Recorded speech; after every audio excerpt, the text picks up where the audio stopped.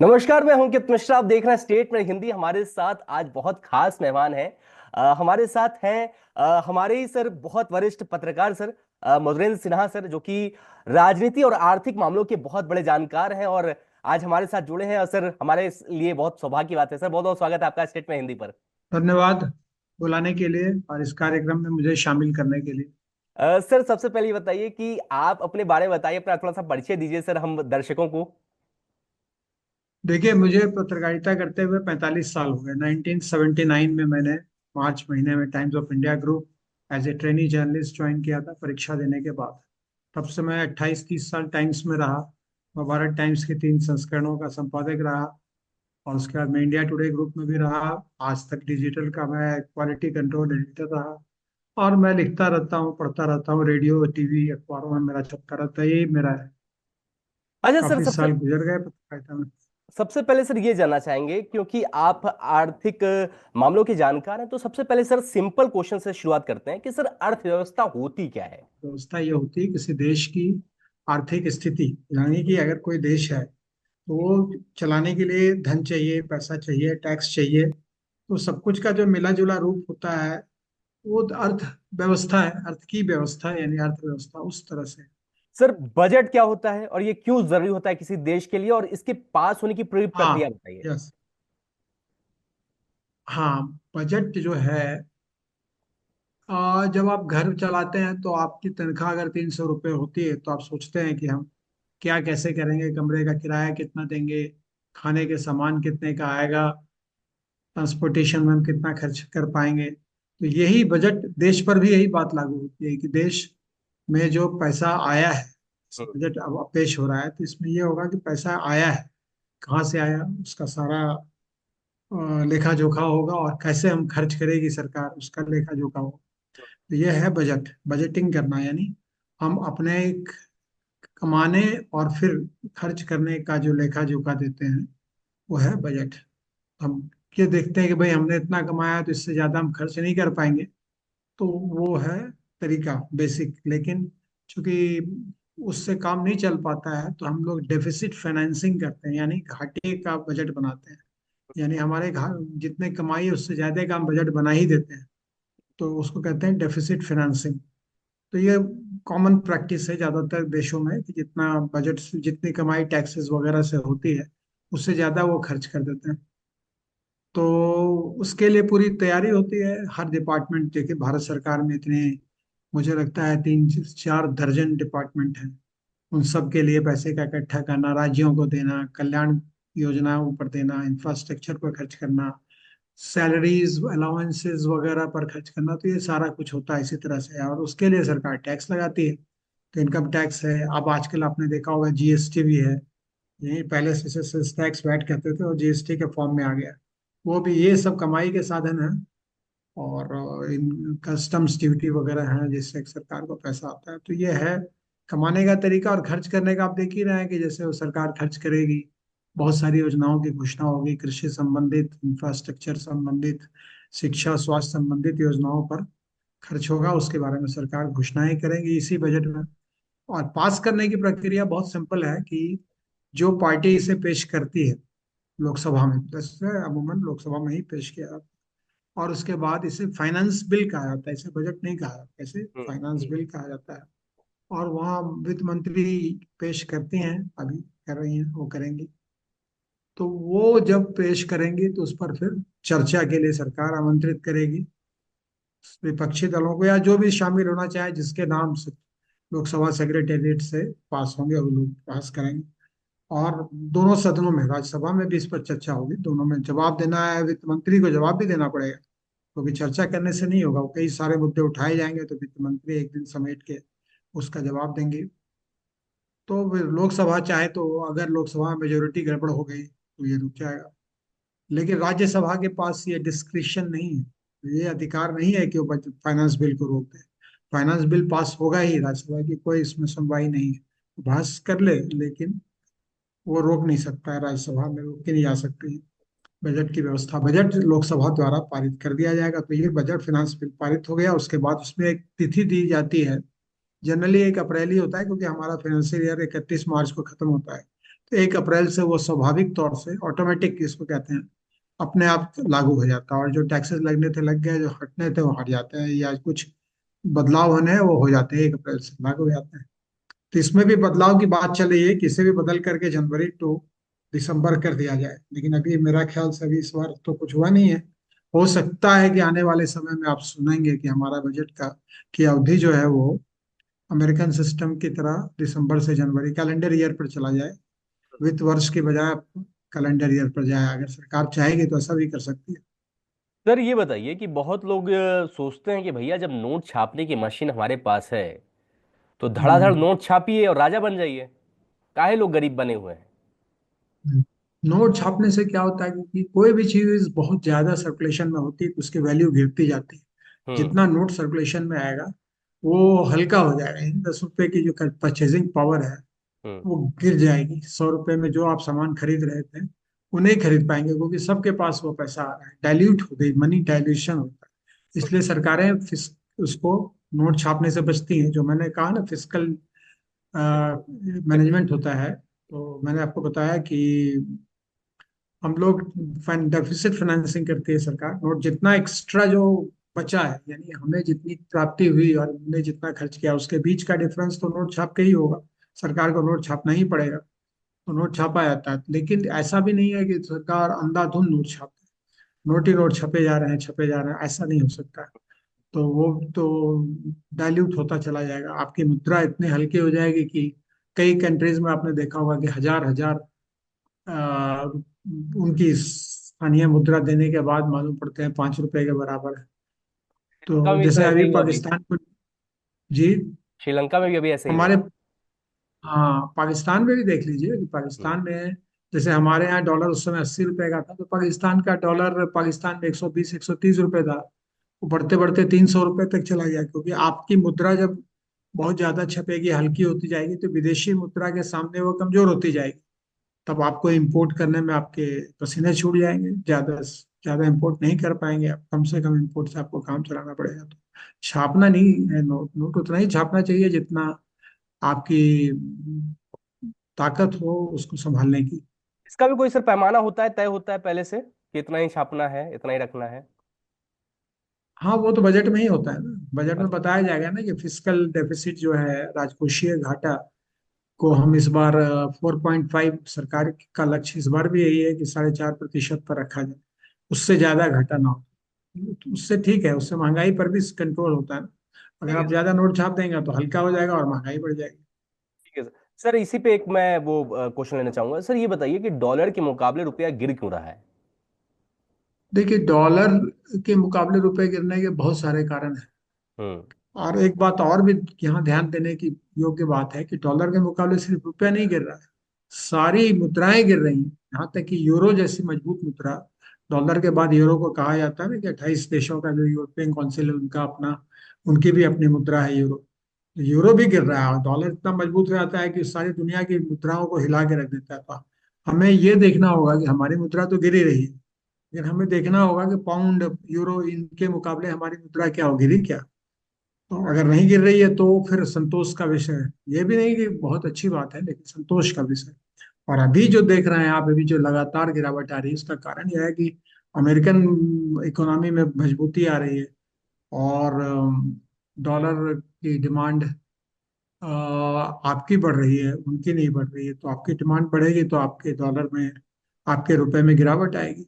और जैसे कि वो लोग, अमेरिका में लोग पैसा लगाते हैं, इन्वेस्ट करते हैं, निवेश की प्रथा है। तो पैसा तो आपकी इकोनॉमी में लगाने के बजाय आप ही का में जो लगा हुआ पैसा वो ले जा करके वो विदेश में लगाते हैं, ताकि डॉलर में खर्च हो और डॉलर में अगर निवेश हो, ताकि उनको फायदा ज्यादा हो। उसमें हमें नुकसान हो जाता है कि डॉलर महंगा हो जाता है।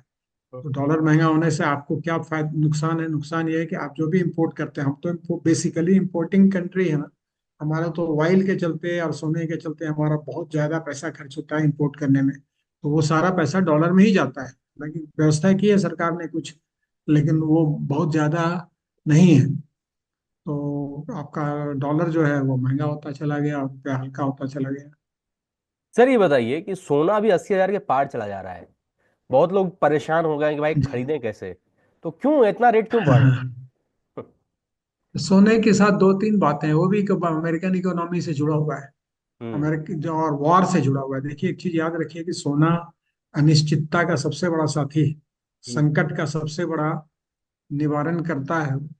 इसीलिए अब पुराने जमाने से लेके आज तक लोग सोना हमेशा रखते हैं अपने पास कि कल को आर्थिक संकट आएगा, आर्थिक विपदा आएगी तो हम इससे बचाव कर लेंगे अपना। हम लड़कियों की शादी में सोना इसीलिए तो दिया जाता था कि लड़कियों को सुरक्षित रखें, उनके परिवार को सुरक्षित सुरक्षा देते हैं। तो सोना यही है, जो वॉर जब छिड़ता है, जैसे अभी मिडिल ईस्ट में बहुत जबरदस्त वॉर हुआ, अभी थोड़े दिनों के लिए यूक्रेन गिरावट रसिया आई वॉर तो भी चल रहा है सर इसी बीच में।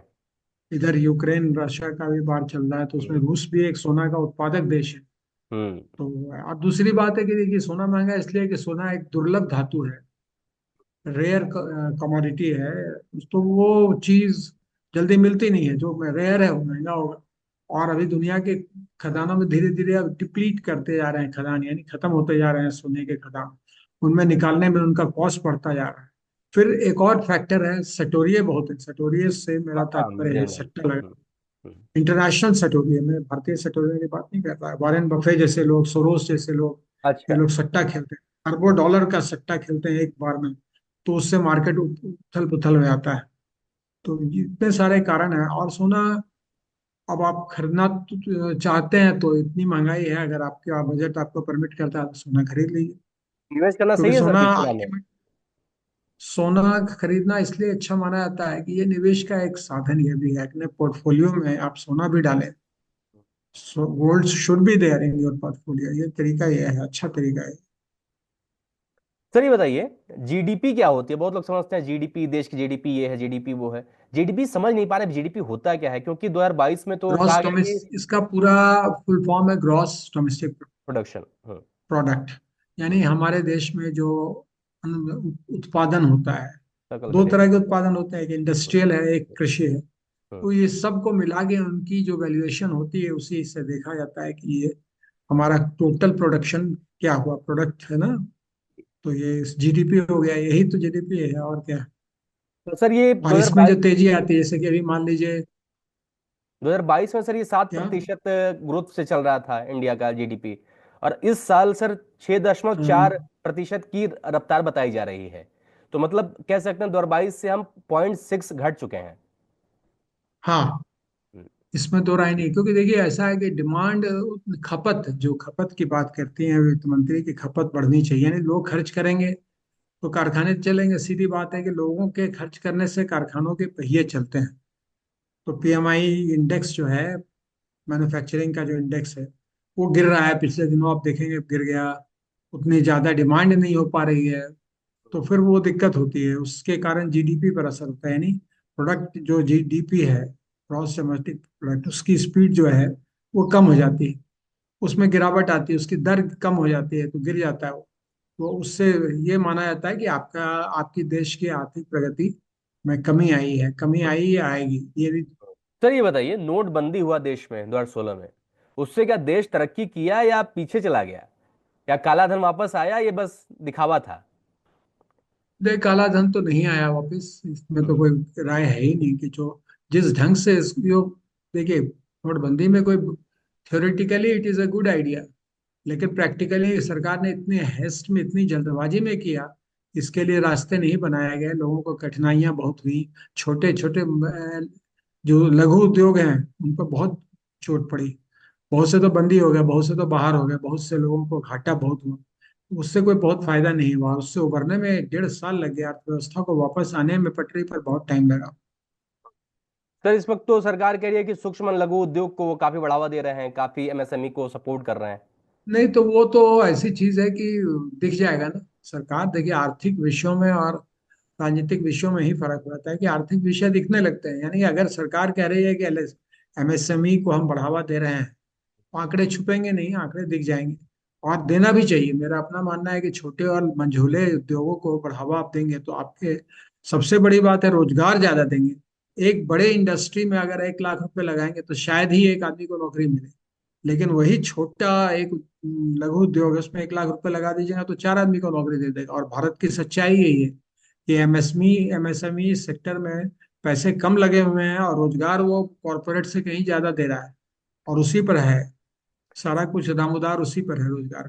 सर ये बताइए, बेरोजगारी कितनी बड़ी समस्या है इस देश में, क्योंकि हर मिनट 70,000 बच्चे जिस देश में पैदा हों उसमें कोई सरकार कैसे नौकरी दे सकती है?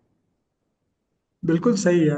कोई सरकार नौकरी नहीं दे सकती। अभी आर्थिक विशेषज्ञों की एक चर्चा में मैं भी था, उसमें हम्म। यही बात हो रही थी कि कोई भी सरकार आ जाए हम्म। नौकरी नहीं दे सकते, क्योंकि आपकी आबादी कंट्रोल से बाहर है।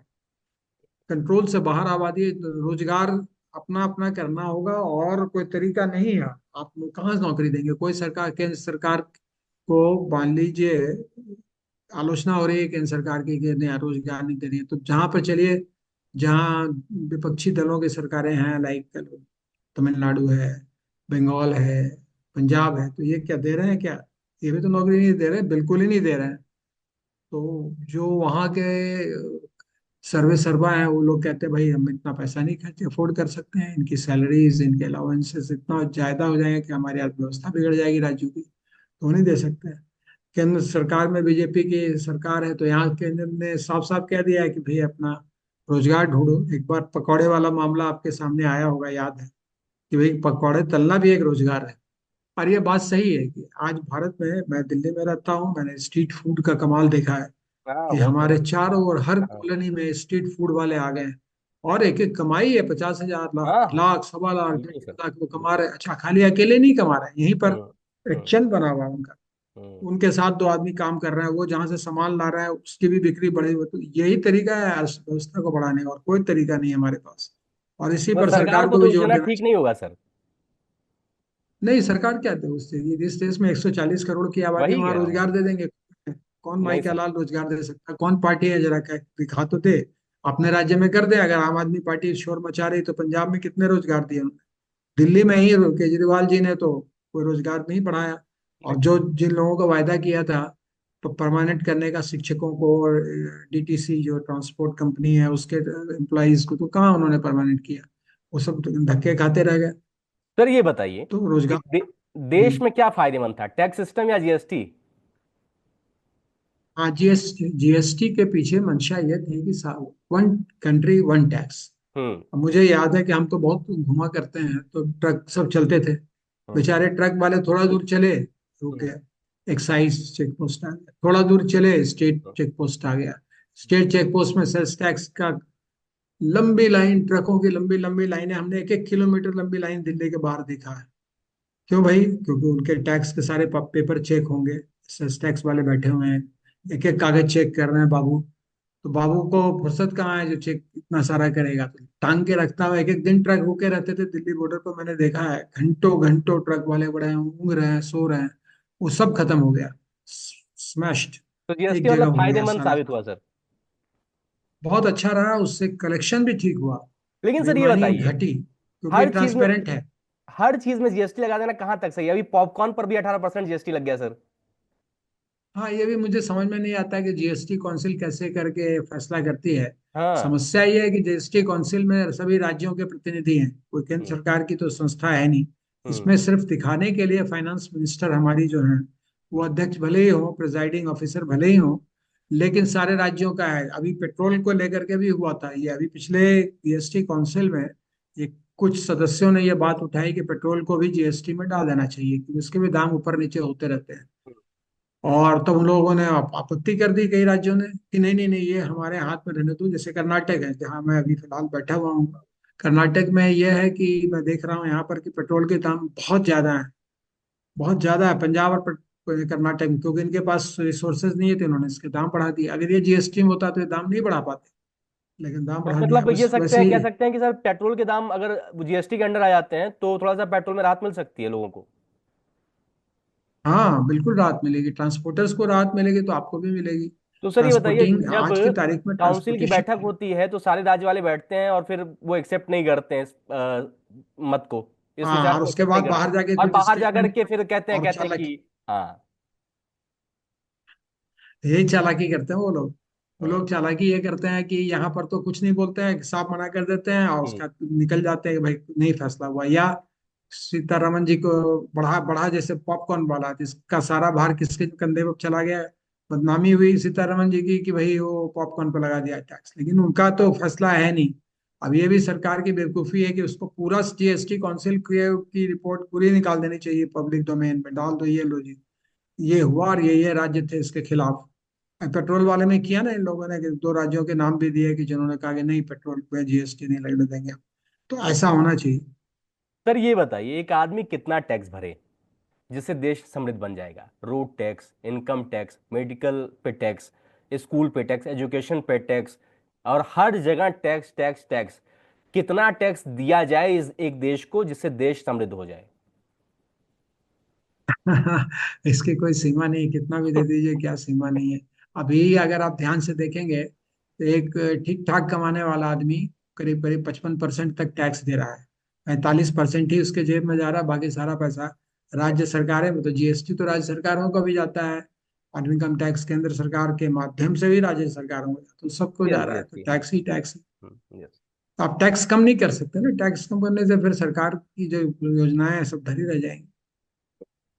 सर ये बताइए, अगर किसान की मांगे सरकार मान ले जो 6 मांगे वो कर रहे हैं, तो क्या देश बहुत घाटे में आ जाएगा या एक देश के ऊपर बहुत नहीं बड़ा कर्ज नहीं, पड़ जाएगा? वो गलत है, वो डिमांड ही गलत है। Hmm. MSP is a right, is a step in right direction. MSP सरकार देती है, बकायदा कमेटी बनी हुई है, एक्सपर्ट कमेटी जो बताते हैं कि इस साल इतना दो, इस साल इतना दो।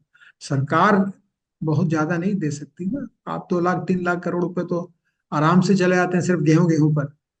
तो बाकी के हर जगह किसान को सपोर्ट किया जाए, ये संभव ही नहीं हो पाता है ना। बाकी लोग क्लास जो है देश का, बाकी जो लोग काम करते हैं, नौकरियां कर रहे हैं, उनकी तनख्वाहें कितनी होती है। अभी 1 साल पहले एक टेलीविजन डिबेट में ही मेरी लड़ाई का विषय था। मैंने कहा कि भाई सारा कुछ किसान किसान कर रहे हो आप, क्या आपने बम्बई की सबर्बन रेलवे को देखा है? मुंबई में लोगों को देखा है ट्रेन में चढ़ के जाते हुए, देखा है क्या? अगर सर नहीं देखा है तो आप फुटेज देख लीजिए। कैसे जाते हैं आप? ठूस के जाते हैं, सुबह में 9 साढ़े 8 से लेके 10 बजे तक जितनी ट्रेनें जाती हैं ठसा ठस भरी जाती हैं। 2 करोड़ लोग मुंबई के बाहर, पुणे से लेकर के मुंबई तक 2 करोड़ लोग आते जाते हैं, मतलब 1 करोड़ लोग तो निश्चित रूप से सबर्बन ट्रेन में जाते हैं। उनकी तनख्वाहें क्या है? 18,000 20,000। 18 20 हजार के लिए वो घंटों कड़ी मेहनत करके भागते हैं, पैदल चलते हैं वो। मुंबई में उतर के मैंने अपनी आंख से देखा है, क्योंकि मैं मुंबई में रहा हुआ हूँ। या पैदल चल चल करके जाते हैं अपने अपने दफ्तरों में, भागते हैं, जरा सा लेट होने पर तनख्वाहें कट जाती हैं, और आप कहते हैं जी किसान है इसलिए इसके पैसे और दे दो। क्यों दे दे भाई? कोई मार्केट रूल तो होगा। और आखिर सारे देश में जो सर आवाजें स्टैंडर्ड उठती है हैं कि लिविंग किसान का। तो अन्नदाता है, इनकी आवाज सुनो। ये सब कहानियां है, किसान अन्नदाता है, काहे का किसान अन्नदाता है? कोई नहीं है। पंजाब के किसान तो मैंने, वो तो गजब है, बड़ी बड़ी गाड़ियों में घूमते। जितने आंदोलन के दौरान हमने देख लिया दिल्ली में, बड़े बड़े अच्छा, एसयूवी, देश में बड़े से बड़े सर कहीं और ट्रैक्टर, किसान नहीं वो हॉलैंड आंदोलन के कर रहे हैं, ट्रैक्टर जो मांग कर आते रहे हैं हैं। सर? सिर्फ पंजाब के किसान क्यों मांग कर रहे हैं? तो 2.5 राज्यों का, पंजाब के किसान, पंजाब के मुफ्तखोर हैं पंजाब के किसान। कॉन्ट्रैक्ट सिस्टम से शुरू से चले, मुफ्तखोरी की आदत पड़ी हुई है, खूब खाते हैं, सरकारी फंड से पूरा हेरा फेरी है वहां पर, एफसीआई से मिल करके। तो वो उनको बहुत ज्यादा पैसा चाहिए, बाकी तो कोई नहीं है। हमारा बिहार गरीब राज्य है, सबसे ज्यादा सब्जी बिहार पैदा करता है, सबसे ज्यादा मक्का बिहार पैदा करता है। तो कहाँ है कोई किसान मांगने आज तक नहीं गया सरकार से कि सब्जी। अभी टमाटर उठा उठा के लोग खेतों में फेंक रहे हैं बिहार, क्योंकि बहुत ज्यादा उपज है। तो वो कहाँ कोई एमएसपी दे रहा है और कोई मांग रहा है इसकी तरह ट्रेन रोको जी, बस रोक दो जी। यहाँ तो खाली ड्रामा है। ये जो पंजाब के किसान हैं ये ड्रामेबाज नंबर 1 है, लालची है। मैं इनको कहूंगा लालची। इन्हें हर चीज पर सब्सिडी है। किसान को खेती के लिए जो पानी जाता है, सिंचाई का पानी, वो निःशुल्क है। बिजली खेती के लिए निःशुल्क है। आपको फर्टिलाइजर इतने कम दामों में दिया जाता है। भारत में आपको मालूम है ना, फर्टिलाइजर का प्रोडक्शन नहीं है, तुर्की और कई देशों से आता है, कई अन्य देशों से इंपोर्ट करते हैं हम फर्टिलाइजर। वो भी आपको बहुत सस्ते दामों में दिया जा रहा है। बीज के लिए आपको इतने सारे सपोर्ट सिस्टम है, इतने एग्रीकल्चर यूनिवर्सिटी से जहाँ तरह तरह के रिसर्च हो रहा है एग्रीकल्चर पर, उससे आगाह किसान को फायदा। हर जगह से तो किसान को फायदा पहुंचाने की कोशिश होगी। अब क्या चाहते हो तुम भाई? क्योंकि सारे देश की व्यवस्था देखने के बाद अगर किसान को कम पैसे मिल रहे होते तो माना जाए, वैसा तो कुछ हो नहीं रहा। और देश की सरकार सर किसानों के लिए अच्छा काम कर रही है। नहीं, अच्छा बुरा नहीं, मतलब बुरा काम नहीं कर रही है, तो मैं गारंटी के साथ कह सकता हूँ कि ठीक। सरकार ने एमएसपी वगैरह सारी सब चीज की व्यवस्था कर दी है। अब किसान ने भी तो कुछ इतना महंगा करवा दिया है कि आप चाहें तो आप गेहूं एक्सपोर्ट नहीं कर सकते, क्योंकि इंटरनेशनल मार्केट में आप compete नहीं कर सकते हैं अब। जो सरकार की योजना थी कि हम एक दिन अनाज एक्सपोर्ट करने की स्थिति में आ जाएंगे, वो तो नहीं। ठीक है सर। आप जो अरे, अनाज उठा रही है सरकार, वो 80 करोड़ लोगों को फ्री बांटा जा रहा है। एक और मुद्दा सर चर्चा का विषय बन चुका है सर, रेवड़ी कल्चर। दिल्ली चुनाव में तो जबरदस्त हाँ, ये शुरुआत हो चुकी है, और इस वक्त तो सारी पार्टियां कह रही है भैया हमारी रेवड़ी लो, सारी हमारी रेवड़ी पार्टी। लो। हाँ, सब रेवड़ी बांटने आ गए हैं। रेवड़ी की खिलाफत जी। करते करते सब रेवड़ी बांट रहे हैं। तो बताइए, इस सब कुछ जो फ्री में दे दिया जाए, इससे देश को नुकसान कितना उठाना पड़ रहा है?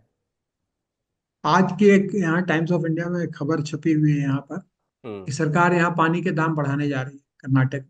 पीने हम्म। का पानी महंगा हो जाएगा। हम्म। दिल्ली में भी महंगा हो ही गया था, बिजली भी महंगी हो कर दी गई थी दिल्ली में, अगर याद करें आपको, पिछले दिनों पानी के रेट बढ़ाए गए थे, बिजली के रेट बढ़ाए गए थे। हम्म। तो वो होना ही है, सब जगह केजरीवाल तो रेट सर कहते बढ़ेंगे हैं कि सभी सबसे चीजों। सारे राज्यों में से सबसे ज्यादा सस्ती बिजली यहीं पे है, दिल्ली में। तो वो तो दिल्ली को तो केंद्र सरकार पोषित करती है ना, जो खाली उसको जो रेट जो फिक्स किए आते हैं, जो कमेटी है उसकी बकायदा, तो रेट फिक्सेशन में तो उसको फायदा भी आता है ना, कि सेंट्रल गवर्नमेंट का हेडक्वार्टर यही है। तो सेंट्रल गवर्नमेंट की तरफ से वहां पर उसको दबाव रहता है इस तरह का, कि वो सबसे ज्यादा सस्ती बिजली आती है। कोई सस्ता है सब्सिडी थोड़ी दे रहे हैं बिजली पर, जो आ रही है जिस रेट पर उसी रेट पर आप बेच रहे हो। कोई कम तो नहीं कर रहे हैं केजरीवाल जी। और ये इस रेवड़ी का हाल तो देख लीजिए, कर्नाटक में भी जो पूरा नहीं कर पा रहे हैं जो वादे किए थे, और पंजाब में तो जो महिलाओं को देने वाला थी 1,000 या ₹1,000। 1,500 वाला, तो आज तक हम्म। पूरा ही नहीं हुआ। हम्म। तो नहीं हो पाएगा अल्टीमेटली। एक दिन ऐसा आएगा कि जितने वादे हैं वो सब धरे रह जाएंगे, वादे हैं वादों का क्या। सर तो देश की अर्थव्यवस्था एक दिन डगमगा जाएगी ये फ्री वादों के चक्कर में। इतने फ्री में नहीं होना चाहिए। फ्री में एजुकेशन तो समझ में आता है, लेकिन बाकी हर चीज फ्री में दे दो, ये दे दो वो दे दो। महिलाओं को 2100 रुपये क्यों दिए जाए, मेरी समझ में नहीं आ रहा है। आपने वोट के लिए विधवा सर। महिलाओं के लिए तो व्यवस्था की है, वो तो समझ में आता है। लेकिन महिलाओं को ये सर क्या इसलिए है, दिया है हर क्योंकि महिला वोट को के लिए। 2100 दे दो। हाँ। वोट के लिए सर, वोट अब के लिए। स्टूडेंट्स अब स्टूडेंट्स को देंगे हम 50% पर मेट्रो। मेट्रो हम्म। बहुत हम्म। नाजुक इस पर है, डेलिकेट है उसका अर्थशास्त्र। वो हम्म। बहुत कम प्रॉफिट देता है, हो सकता है नहीं भी दे रहा हो अभी। अगर मेट्रो का आप बैठा दोगे तो खत्म ही है, जैसे डीटीसी बैठ गई है बिल्कुल। हजारों करोड़ का लॉस है डीटीसी को, क्योंकि आपने फ्री कर दिया महिलाओं को। उसके रेट 5 रुपए, मिनिमम रेट 5 रुपए रखे।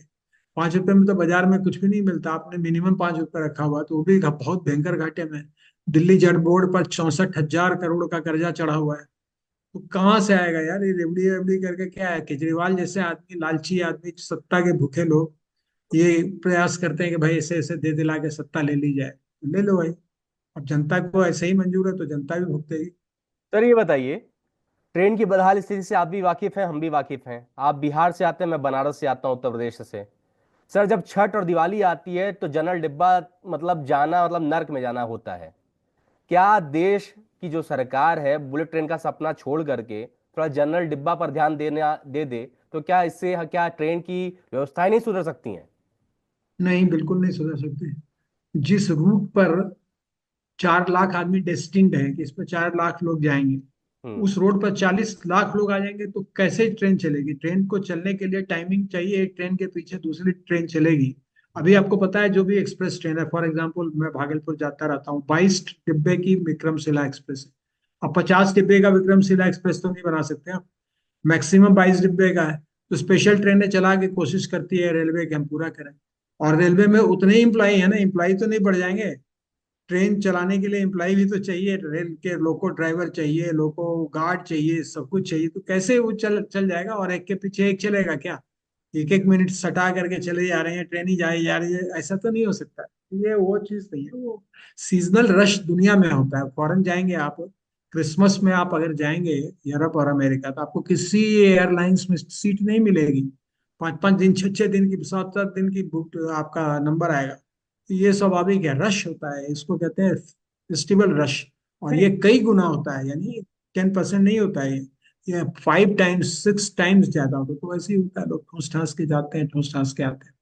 कई लड़के जो विद्यार्थी हैं और मतलब तैयारी कर रहे हैं कि सरकारी नौकरी लग जाए, क्योंकि यूपी बिहार तो बहुत आगे रहता है कि भाई नौकरी करेंगे तो सरकारी ही करेंगे, अदरवाइज नहीं करेंगे। तो वो उनका एक समस्या ये है कि भैया सरकार नौकरी नहीं निकाल रही है। हाँ, तो वही तो मैंने कहा कि सरकार की हालत खराब हो गई। जब मैं छोटा एग्जांपल देता हूँ, नहीं सर, एक झारखंड और का चीज है कि वो झारखंड कह रहे हैं का कि मैं कांग्रेस की पिछले सरकार दिनों थी। एक पढ़ रहा था एक और चीज है कि वो कह रहे थे कि कांग्रेस की सरकार थी तो कांग्रेस के समय में नौकरी आ जाती थी, निकलती थी वैकेंसी, लेकिन भाजपा की सरकार में, भाजपा की हुकूमत में ये वैकेंसी नहीं निकल रही है। वही तो मैं बता रहा हूँ कि कौन सा राज्य दे रहा है नौकरी, क्या कांग्रेस की सरकार 3 राज्यों में है ना? हम्म।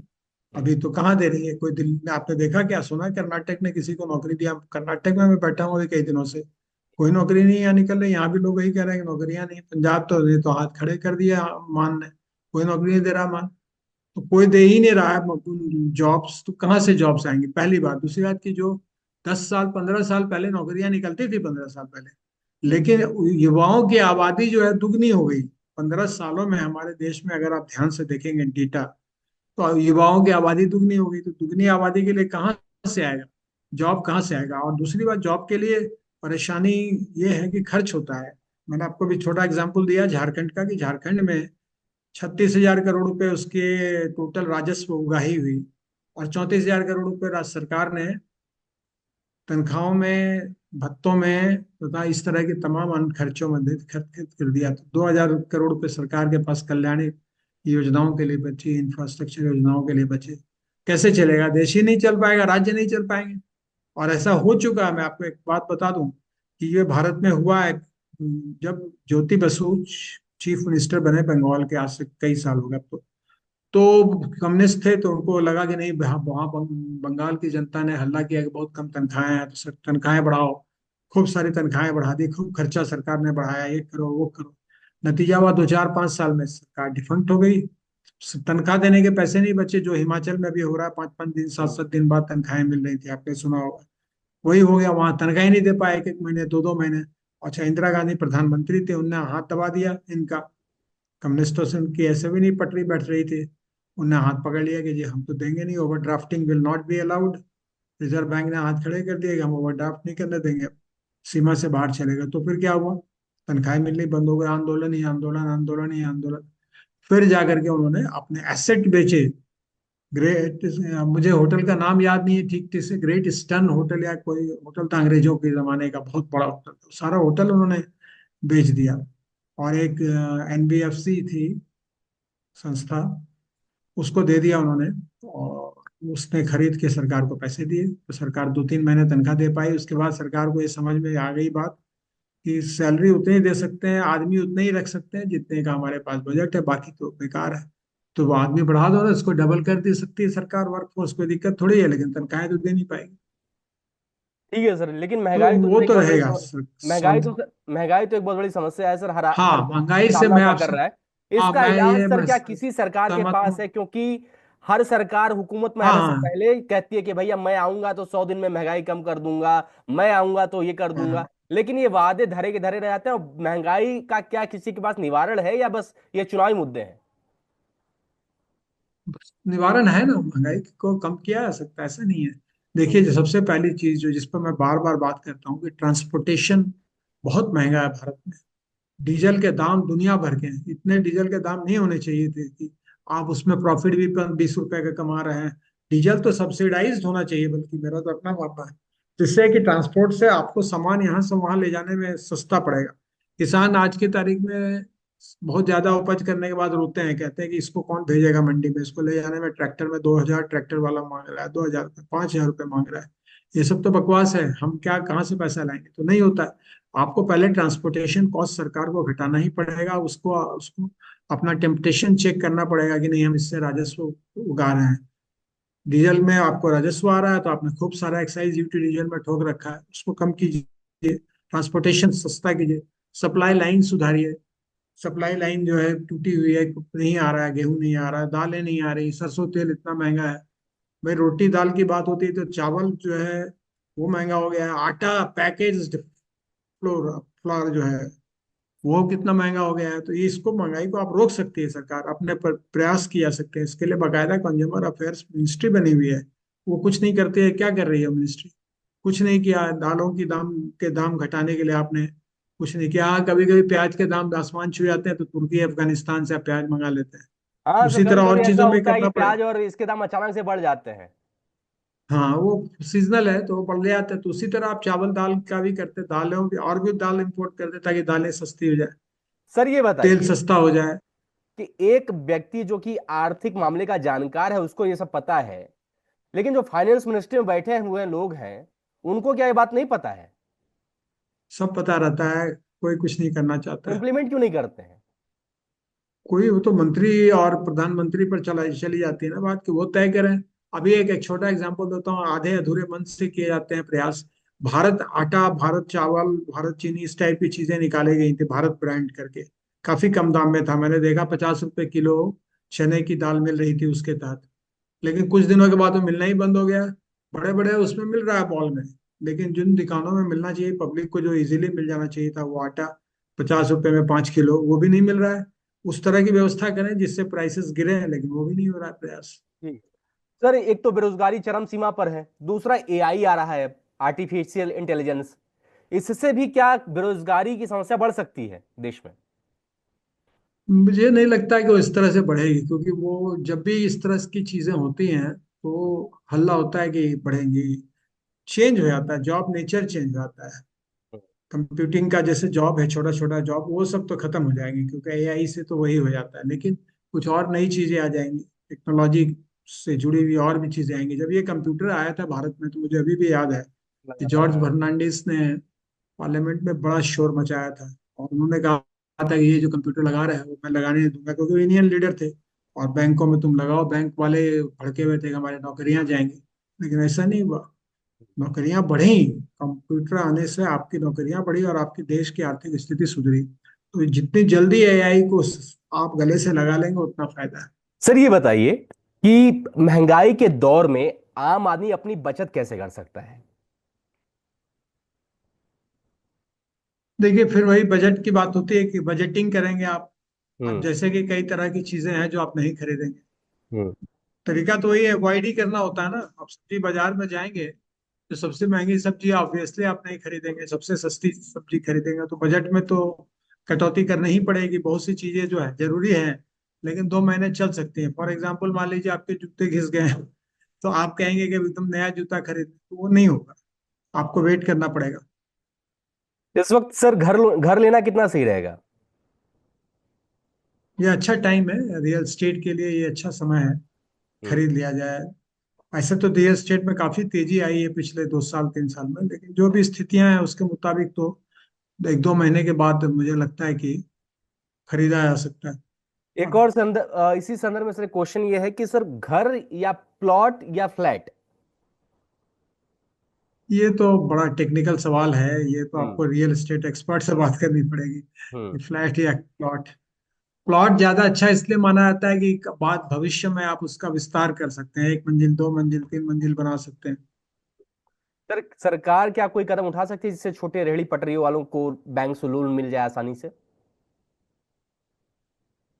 मुद्रा लोन तो है ही, मुद्रा लोन अच्छा है। मुद्रा लोन में जिन लोगों ने ईमानदारी से पैसा लिया और चुकाया, उनको तो और हम्म। भी मिलता जा रहा है। तो हम्म। सीक्वेंस है कि एक बार आपने लिया और आपने चुका दिया समय पर, तो आपको मिलेगा और आगे मिलेगा और आगे मिलेगा। हम्म। सर ये बताइए, वित्त विधेयक और धन विधेयक में क्या, ये क्या होते हैं और इनमें असमानताएं क्या क्या होती हैं? विधेयक है ये सब, लेजिस्लेटिव के टर्मिनोलॉजी है, लेजिस्लेचर की टर्मिनोलॉजी है। वित्त विधेयक, धन विधेयक, इनके पास करने का अलग प्रोसेस होता है। इसके रूल रेगुलेशंस अलग हैं दोनों को पेश करने के। इनको बनाया जाता है वो अलग है, तो वो उस पर हम कभी लंबी बातचीत करेंगे आपसे अलग से। वो सर लास्ट, पार्लियामेंट्री प्रोसेस का हिस्सा है। सर ये बताइए टैक्स स्ट्रक्चर को कैसे आसान बनाया जा सकता है? नहीं, टैक्स आसानी है, हमारे यहाँ टैक्स स्ट्रक्चर आसान है। हम्म। भाई आप देख लीजिए, एक यही देख लेना, फॉर एग्जांपल जीएसटी। हम्म। इतने सारे तरह के टैक्स थे, उसको मिला जुला के सबके अपने अपने हर राज्य का तो अपना तरीका था। उसको मिला के आपने एक बहुत बढ़िया एक सिस्टम निकाला ना, जीएसटी। भले ही राहुल गांधी कुछ भी बोल रहे हैं, उनके बोलने से कोई फर्क नहीं पड़ता, क्योंकि उनको ज्ञान नहीं है कि क्या हुआ, और उन्हीं की सरकार ने ये शुरू किया था। प्रणब मुखर्जी वित्त मंत्री थे, तो उन्होंने इस बात को सोचा था कि एक ऐसा टैक्स सिस्टम बनाया जाए जिसमें कि सारे टैक्सेस उसमें समाहित हो जाए, और हुआ। वैसे ही करेंगे आप। एक डायरेक्ट टैक्स कोड की बात चल रही है कि एक डायरेक्ट टैक्स कोड लाया जाए, और उसमें सब सिस्टम को, टैक्सेशन के जितने सिस्टम उसको एक मिला दिया जाए। तो ये सर भी एक अच्छा सुझाव होगा, अभी देखेंगे। अभी एक समय निर्मला था, जी शायद इस पर कुछ। एक समय था कि सर जब हाँ शेयर मार्केट में लोग निवेश करने से डरते थे और देश की बहुत ज्यादा आबादी शेयर मार्केट में निवेश नहीं करती थी। लेकिन आज की जो जेनजी पीढ़ी है वो शेयर मार्केट में दबा के पैसा लगा रही है और निवेश कर रही है और कोशिश कर रही है कि वहां से पैसे उठाए जा सकें। हाँ, तो आप देखिए, हमारी सोच भारत के लोगों की बदल गई। पहले था कि पैसा कैसे कमाया जाए, हम्म। कमाया जाए पहले होता था। अब वो चीज नहीं है। अब लोगों के पास है पैसा, डिस्पोजेबल इनकम है, तो हम्म। उसको दुगना कैसे किया जाए, 100 रुपए को 500 रुपए कैसे बनाया जाए, अब लोग इसमें दिमाग लगाते हैं। तो शेयर मार्केट में लगा रहे हैं, म्यूचुअल फंड्स में लगा रहे हैं। अब यही तो पिछले दिनों चर्चा हो रही थी कि भाई भारत में ये घटने लगा, बैंक्स में डिपॉजिट घटने लगे हैं, क्योंकि लोग म्यूचुअल फंड में लगा रहे हैं। म्यूचुअल फंड, सिप टाइप के म्यूचुअल फंड आ गए जिसमें 2,000 रुपये महीना डाल दीजिए ना, तो वो सब आने लगा है। तो उससे तो है ही, वो तरीका अच्छा है एक पैसा कमाने के लिए। वो ज्यादा अच्छा तरीका है कि बैंक में एफडी कर दें 7, 7.5% पर। उससे कहीं बेहतर है कि म्यूचुअल फंड में लगाएं। और कई म्यूचुअल फंडों ने तो पिछले 5 साल 4 साल में 100% से ज्यादा का प्रॉफिट दे दिया। भारत की जनता सर भारत सरकार के एक मंत्रिमंडल से निराश है, तो वो है वित्त मंत्रालय और वहां की वित्त मंत्री से। ऐसा क्या वो करें कि जिससे देश की जनता खुश हो जाए। जनता कभी खुश नहीं हो सकती है, लेकिन बस इतना है कि फिलहाल तो जो हालात हैं उसमें इनकम टैक्स में कटौती करनी ही चाहिए सरकार। इनकम टैक्स घटना चाहिए, क्योंकि लोगों की क्रय शक्ति घटती जा रही है। लोगों की क्रय शक्ति घटेगी तो अब देश में खपत या भोग घटेगा, जिसका असर कारखानों पर पड़ेगा, पीएमआई घटेगा, जीडीपी घट जाएगी। ये एक सब जुड़े हुए हैं एक दूसरे से। कहीं भारत सरकार के इतना तो, जो इतनी समझ तो वित्त मंत्री को भी है और उनके सलाहकारों को भी है, जो उनके बड़े बड़े सलाहकार बैठे हैं। सर क्या भारत सरकार कर्ज के बोझ में तो नहीं जा रही है। कर्ज तो सभी देशों पर है। ये तो पॉलिटिकल स्टेटमेंट हो जाता है ना कि कितना कर्ज हो गया भारत पर, वो सब पॉलिटिकल स्टेटमेंट है। कर्ज तो होता ही है। हर भारतीय पर कर्ज है, उसमें तो सोचना ही नहीं है। दुनिया का सबसे बड़ा कर्जदार देश अमेरिका है, जिसके ट्रिलियंस एंड ट्रिलियंस उसके कर्ज में डूबा हुआ है। अमेरिका क्या फर्क पड़ता है, वो तो इकोनॉमिक तरीका है अर्थव्यवस्था को घुमाने का। सर 1 तारीख को बजट पेश होने वाला है, क्या एक्सपेक्ट कर रहे हैं आप। मैं उम्मीद करता हूँ कि सरकार इस बार कुछ कदम उठाए। लास्ट टाइम ही जब ये जीत के आए थे तो मुझे लगा था कि टैक्स में कटौती होगी, लेकिन ऐसा कुछ नहीं किया उन्होंने। छोटे मोटे हियर एंड देयर टाइप के कुछ बदलाव किया। आप देखते हैं, मुझे तो ज्यादा उम्मीद है कि सरकार कुछ करेगी, टैक्सों में बदलाव होगा, टैक्स की दरें कम होंगी।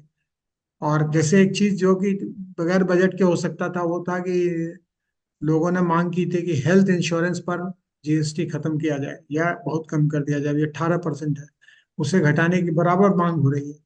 वो तो अब नहीं हो सकता बजट में, वो तो होगा जीएसटी काउंसिल की मीटिंग में, जो आखिरी राज्य सवाल सर, सरकारें मानेंगी नहीं। आखिरी सवाल। जी। क्या मध्यम वर्ग को कुछ मिल सकता है। हाँ, जब इनकम टैक्स में छूटेगी तो मध्यम वर्ग को ही मिलता है ना।